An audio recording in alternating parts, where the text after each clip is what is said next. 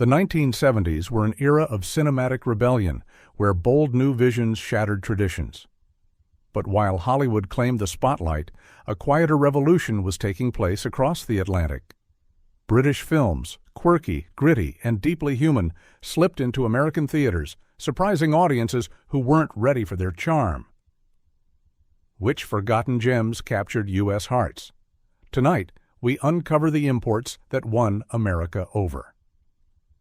18. The Man Who Fell to Earth, 1976. When Nicholas Roeg's The Man Who Fell to Earth arrived in U.S. theaters, it was unlike anything Americans had seen. Critics were divided. Was it brilliant or baffling? What no one could deny was its impact. With David Bowie cast as the alien Thomas Jerome Newton, the film blurred the line between pop culture icon and cinematic art. The reputation of the movie was one of controversy. Some dismissed it as too strange, too slow, too British. But for a certain segment of American cinephiles, that was the allure. It was not meant to be mainstream. It was meant to haunt. Bowie's gaunt, otherworldly presence captured the alienation of the 1970s perfectly, when America itself felt adrift after Vietnam and Watergate. Behind the scenes, Roeg pushed boundaries with his fragmented storytelling. The film's dreamlike structure reflected dislocation and greed, themes that transcended borders. U.S. distributors were nervous, trimming parts of the movie for commercial release, but those who saw it uncut experienced something closer to a cinematic hallucination than a narrative. Though it never achieved blockbuster numbers, it became a cult sensation in American college towns and midnight screenings.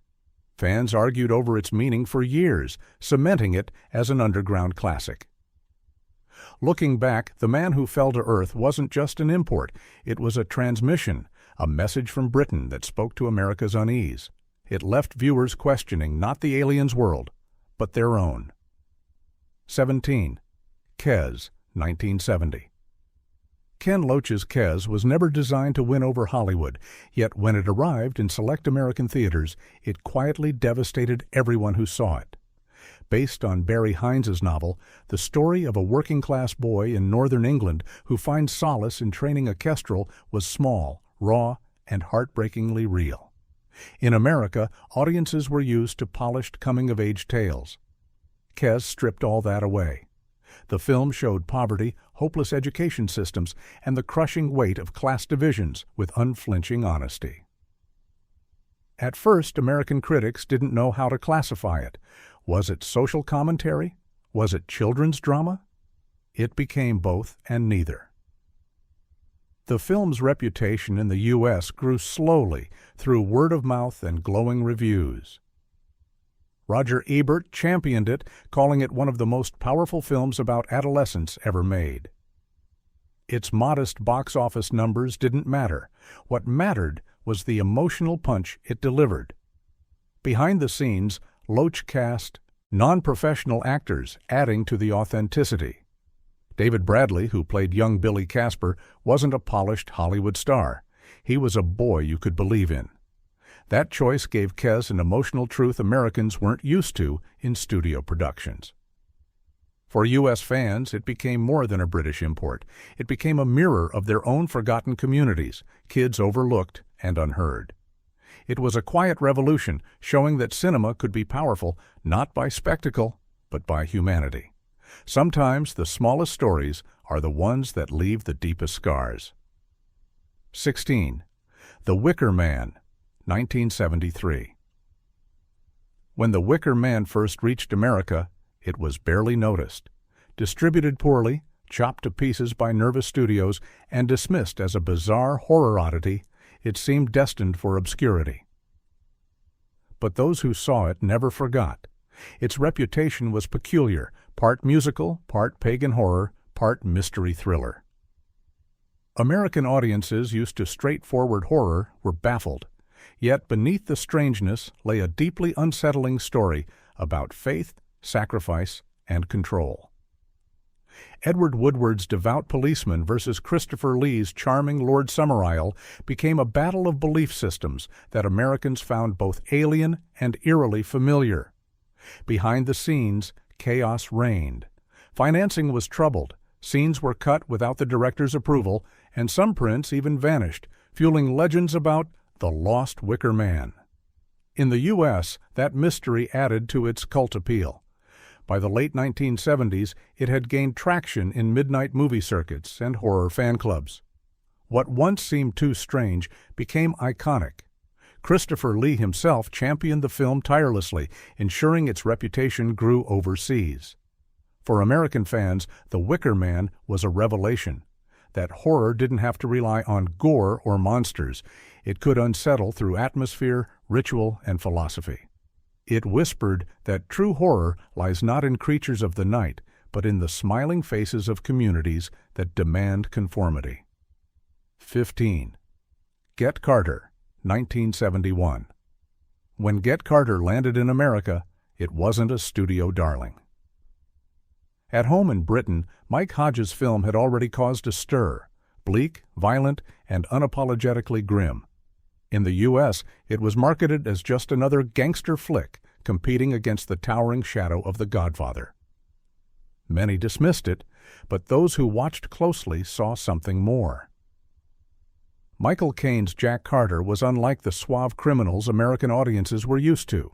He wasn't charming, he was cold, calculating, and merciless. Instead of glamorous mobsters with sharp suits, Get Carter gave Americans the raw reality of working-class crime in Newcastle. There were no lavish mansions, only dingy pubs, decaying factories, and a world where everyone was complicit. Behind the scenes, Caine fought to make the film authentic. He pushed for a grittier realism, resisting studio attempts to soften Carter's brutality. When it reached the U.S., critics were divided. Some were shocked by its unrelenting violence. Others saw it as a bold statement that British cinema could rival American crime dramas. Though it didn't earn blockbuster status, Get Carter grew into a cult hit on U.S. television syndication and college campuses. Quentin Tarantino and countless American directors would later cite it as an influence, proving its legacy long outlasted its initial release. For U.S. fans, it became a glimpse into another world, a gangster tale stripped of myth, showing crime as corrosive, not glamorous. Sometimes the most chilling villains are the ones who never smile. 14. Don't Look Now, 1973. On the surface, Don't Look Now was a small British-Italian co-production. But when Nicholas Roeg's film reached American audiences, it became an obsession. Critics hailed it as one of the most terrifying psychological thrillers of the decade. Yet its power didn't lie in jump scares. It was dread itself, woven into every frame. The story of a grieving couple in Venice, haunted by visions and loss, resonated deeply with Americans in the 1970s. After years of political turmoil and cultural uncertainty, this film captured the atmosphere of unease. Donald Sutherland and Julie Christie delivered performances so raw, so human, that audiences felt like intruders on private grief. Its reputation was controversial. American censors balked at its intimacy and fragmented editing style, but those very elements made it unforgettable. The film's final reveal, without spoiling, became one of the most shocking in cinema history, sparking heated debates in U.S. theaters. Behind the camera, Roeg's experimental approach baffled some but hypnotized others. His use of color, imagery, and cross-cutting created a nightmare logic that American filmmakers would study for decades. Though never a mainstream hit, Don't Look Now became a critical darling, its influence spreading like ripples through U.S. horror and thriller genres. For American fans, it wasn't just a film, it was an experience, a chilling reminder that grief can be more terrifying than ghosts. And in the quiet canals of Venice, death waits with a smile. 13. A Touch of Class, 1973. Not every British import was bleak or terrifying. A Touch of Class offered something lighter, a romantic comedy that defied expectations and won American hearts. Directed by Melvin Frank and starring Glenda Jackson alongside George Segal, the film became an unlikely transatlantic hit. Its reputation was unusual. Americans loved their romantic comedies polished, predictable, and glossy. But this film had bite. Jackson played Vicky, a sharp, independent fashion designer who enters into an affair with Segal's character. What followed wasn't fairy tale romance. It was messy, witty, and refreshingly adult. Behind the scenes, Jackson had already built a reputation in Britain as a powerhouse dramatic actress. Many doubted whether she could succeed in comedy. Instead, she stole the show. Her performance was so magnetic that she won the Academy Award for Best Actress, proof that U.S. audiences embraced not just the film, but her boldness. The movie's success surprised everyone. American critics praised its realism, its refusal to sugarcoat love, and its smart dialogue. It grossed well at the box office, showing that British sensibilities could compete directly with Hollywood's rom-com machine. For U.S. fans, A Touch of Class was more than a comedy. It was a shift. It proved that British wit, when mixed with honesty, could resonate as deeply as laughter itself. Love, after all, isn't perfect. And sometimes imperfection is what makes it beautiful. 12. The Railway Children, 1970. At a glance, The Railway Children seemed far too quaint to capture American attention. Based on Edith Nesbit's classic novel and directed by Lionel Jeffries, it told the simple story of three children adjusting to life in the countryside after their father's sudden disappearance. No explosions, no big stars, no scandal, just heart. Yet when it quietly crossed the Atlantic, it charmed audiences who hadn't expected such warmth. Its reputation in Britain was glowing, beloved as a family classic. But in the United States, where Disney dominated children's cinema, many assumed it wouldn't stand a chance. Instead, critics and families alike were touched by its sincerity. Jenny Agutter, as the eldest daughter Roberta, brought a fragile strength that carried the entire film. Her performance resonated so deeply that she would later reprise the role in later adaptations. Behind the scenes, the production was modest, filmed on rural English railway tracks with genuine steam engines. That authenticity gave American viewers a window into a different world, a nostalgic portrait of Edwardian England, filled with innocence and resilience. The climactic reunion scene, when Roberta cries out, "Daddy, my daddy," became one of the most emotional moments of British cinema, and U.S. audiences embraced it wholeheartedly. Though not a blockbuster, The Railway Children gained a steady following through PBS airings and repertory screenings. For many Americans, it was a reminder that cinema could be gentle yet powerful, sweet yet unforgettable. Sometimes the most underrated imports are those that heal the heart instead of thrilling it. 11. The Ruling Class, 1972. Peter Medak's The Ruling Class was a film that baffled, shocked, and thrilled American cinephiles who discovered it. Starring Peter O'Toole in one of his most outrageous performances, the movie satirized British aristocracy with a mix of black comedy, political critique, and absurdist surrealism. When it arrived in the U.S., its reputation was polarizing. Some hailed it as genius, others dismissed it as incomprehensible madness. For American audiences raised on more straightforward narratives, the film's wild tonal shifts, from comedy to horror to tragedy, were dizzying. But for those willing to surrender, it was unlike anything Hollywood dared to attempt. Behind the scenes, O'Toole's dedication was legendary. His portrayal of a schizophrenic nobleman who believes he is Jesus Christ was both terrifying and heartbreaking. He threw himself into the role so fully that American critics began whispering that he deserved another Oscar. While he didn't win, the performance is still regarded as one of his finest. The film struggled financially in the U.S., but became a cult obsession. College students, countercultural audiences, and lovers of biting satire embraced it, quoting its lines and debating its meaning late into the night. For Americans, the ruling class wasn't just an import, it was an experience that dared them to laugh, then recoil, then think. And in its madness it revealed truths about privilege, power, and the insanity of those who hold it. 10. The Go-Between, 1971. Joseph Losey's The Go-Between crept into American cinemas with a reputation as a delicate period drama. But what U.S. audiences discovered was something far more haunting. Starring Julie Christie and Alan Bates, it told the story of a forbidden romance in Edwardian England, seen through the eyes of a young boy caught in the middle. Its reputation was quiet, but glowing. American critics praised its restraint, its subtle tension, and its tragic inevitability. The film won the Palme d'Or at Cannes, boosting its prestige before it crossed the Atlantic.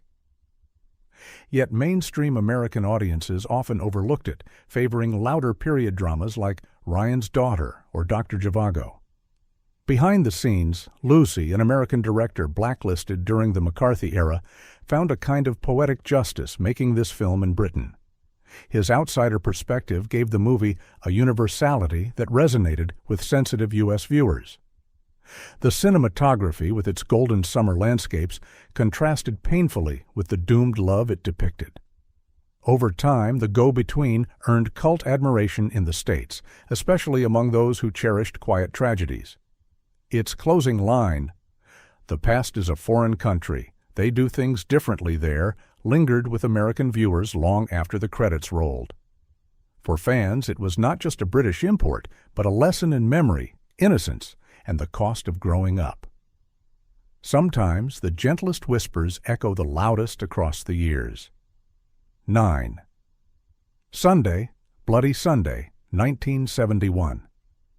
When Sunday, Bloody Sunday arrived in the U.S., it wasn't a crowd-pleaser, it was a quiet revelation. Directed by John Schlesinger, the film explored the entanglements of a love triangle with unprecedented honesty. Peter Finch, Glenda Jackson, and Murray Head gave Americans a story that wasn't about spectacle, but about the complexity of desire, loneliness, and human need. Its reputation was daring. In Britain, it sparked discussions about modern relationships. In the U.S., it became a critical darling, but a commercial risk. Mainstream audiences were hesitant. This was the 1970s, when Hollywood still preferred romance with clean resolutions. Schlesinger, fresh from Midnight Cowboy, instead gave American viewers something ambiguous, challenging, and deeply humane. Behind the scenes, the casting was contentious.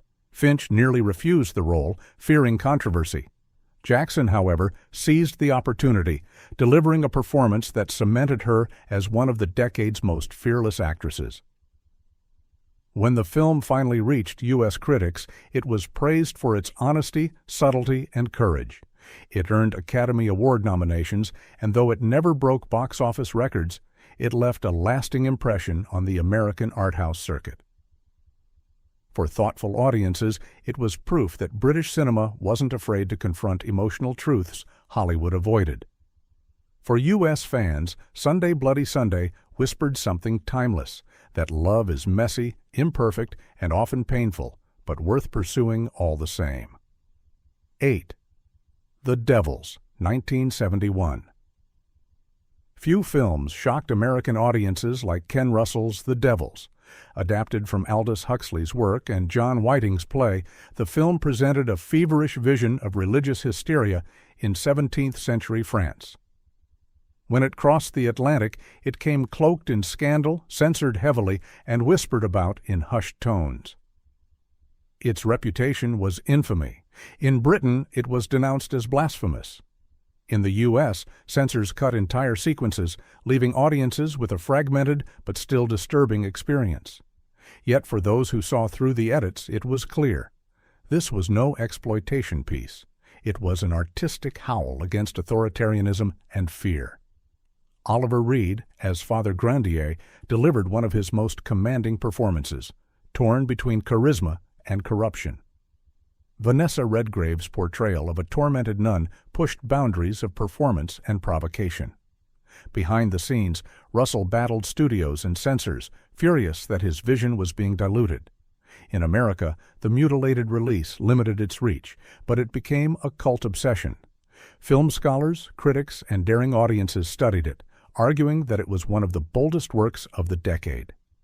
For U.S. fans willing to look deeper, The Devils became more than scandal. It became prophecy, warning how easily institutions can destroy those who threaten their order.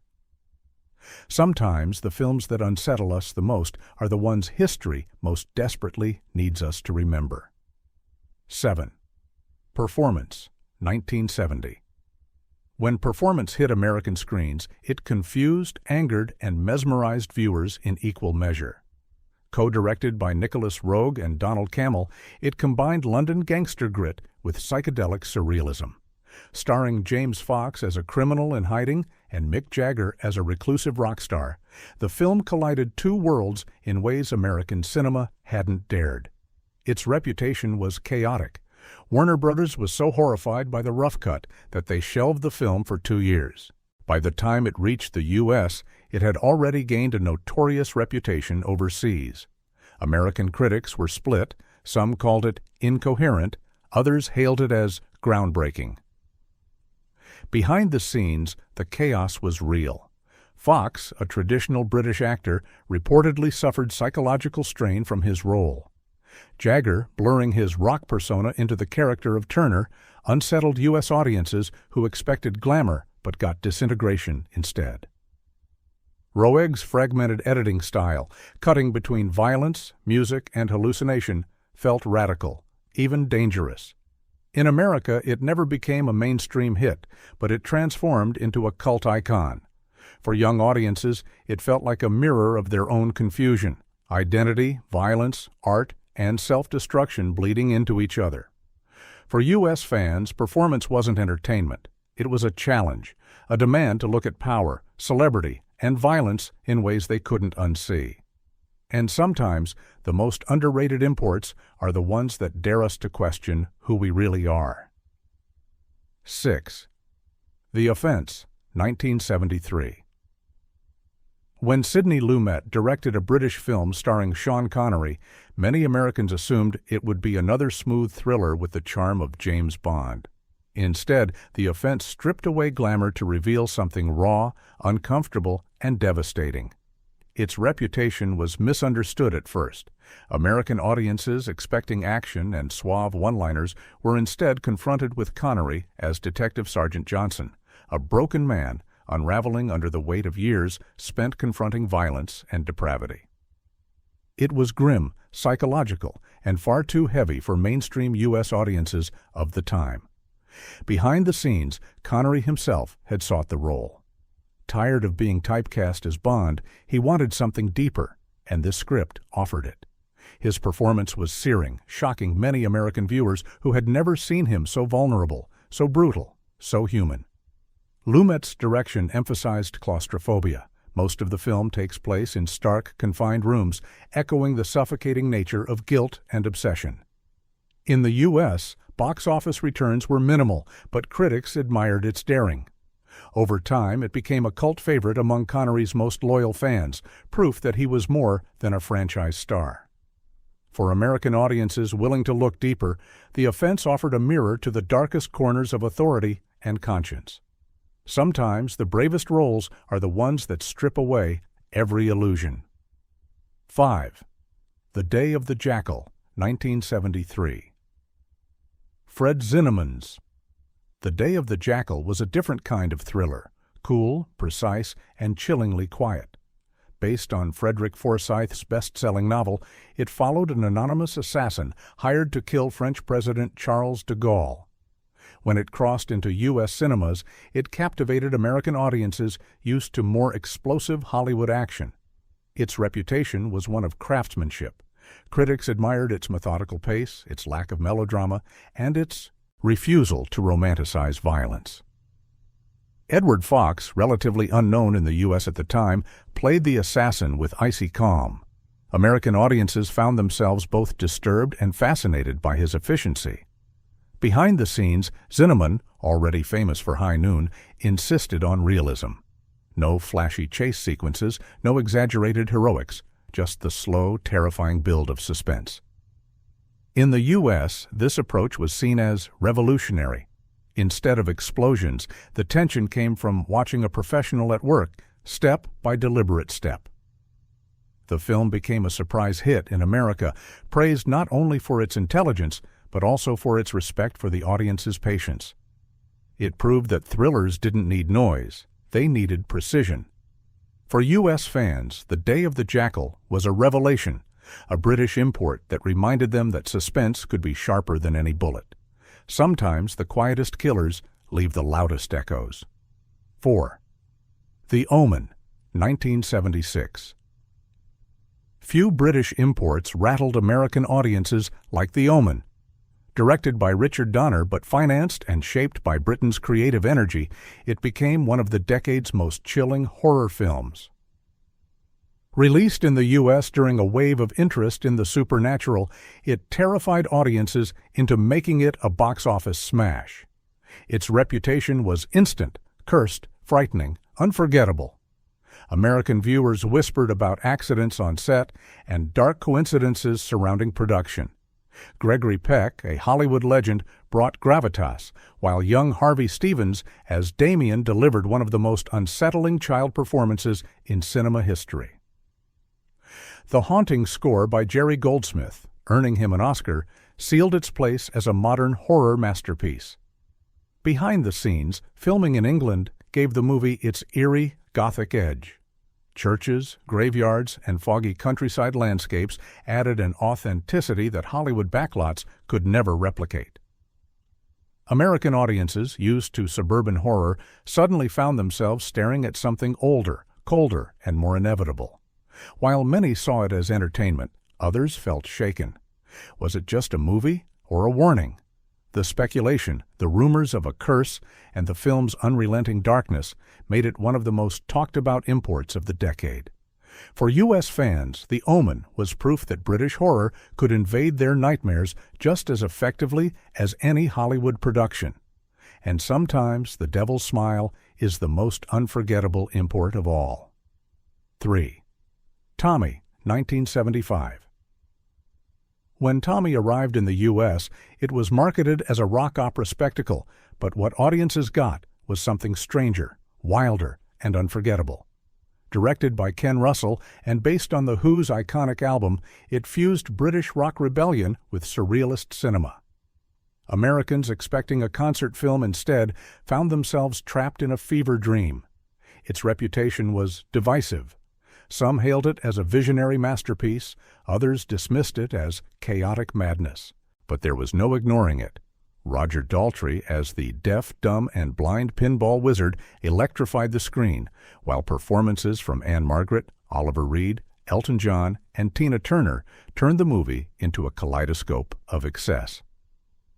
Behind the scenes, Russell leaned into surrealism, layering imagery that shocked American audiences. Anne Margaret's Oscar-nominated scene, rolling in baked beans and soap suds, became one of the decade's most bizarre cinematic moments. For U.S. fans, it was either too much or exactly what they craved from the post-hippie, post-Vietnam era. Though critics clashed, Tommy became a cult sensation, especially in America's college circuits. Midnight screenings turned it into an experience rather than a movie. It wasn't just a British import. It was a rebellion against narrative order itself. Sometimes the loudest chaos leaves the deepest scars. 2. Barry Lyndon, 1975. Stanley Kubrick may have been an American director, but Barry Lyndon was a British production through and through, filmed in English country houses, cast with British talent, and steeped in 18th century history. When it reached U.S. audiences, reactions were mixed. Some found it slow, too meticulous. Others saw it as pure cinematic art. Its reputation grew over time. Initially dismissed by American viewers who wanted another Clockwork Orange, it instead offered long, painterly shots lit only by candlelight. Kubrick's obsession with authenticity pushed boundaries. He used NASA-developed lenses to capture scenes without artificial lighting, creating images that felt lifted from oil paintings. Ryan O'Neill, cast as the Irish adventurer Barry, polarized critics. But the supporting performances, the haunting score, and Kubrick's command of visual storytelling eventually won over American cinephiles. It earned 4 Academy Awards, cementing its prestige, even as casual audiences struggled with its pacing. In the U.S., its legacy grew in whispers. Directors like Scorsese, Malick, and PTA would later cite it as a major influence. American fans who gave it patience found themselves rewarded with one of cinema's richest experiences, a meditation on ambition, class, and fate. Sometimes the most underrated imports are the ones that take decades to be truly understood. 1. A Clockwork Orange, 1971. At the very top of the list is a film that shocked, disturbed, and mesmerized American audiences like no other. A Clockwork Orange. Stanley Kubrick's dystopian vision, adapted from Anthony Burgess's novel, was a British production that became an American obsession. Its reputation was immediate controversy. In Britain, it faced bans and moral outrage. In the U.S., it sparked protests, praise, and fascination in equal measure. Malcolm McDowell's portrayal of Alex, charismatic yet monstrous, forced American viewers to confront uncomfortable questions about free will, violence, and state control. Behind the scenes, Kubrick orchestrated a meticulous nightmare. The futuristic sets, grotesque costumes, and surreal soundtrack Beethoven twisted into something violent, shattered expectations of what cinema could be. Though condemned by some American critics as dangerous, others hailed it as a groundbreaking masterpiece. At the box office, it performed far better in the U.S. than in its own country, earning millions and landing multiple Oscar nominations. For American fans, it wasn't just a film. It was a cultural earthquake.